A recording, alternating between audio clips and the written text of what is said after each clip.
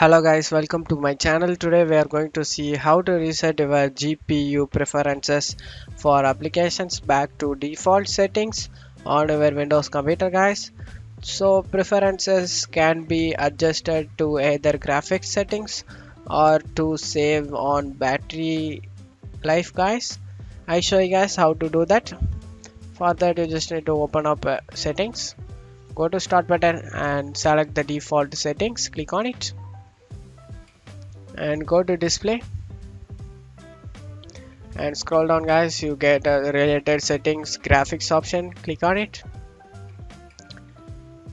And now if there are any apps that you are customized in this list, or if you just want to back to default, just want to select it and select the reset option over here guys.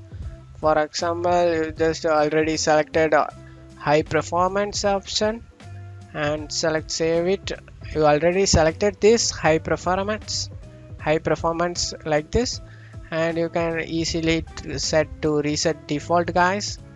Let's Windows decide that will reset it, and power saving mode will be access to it, and close out of here. That's it for today's video guys. I hope this tutorial definitely helpful guys. Give me a like and subscribe. Thank you.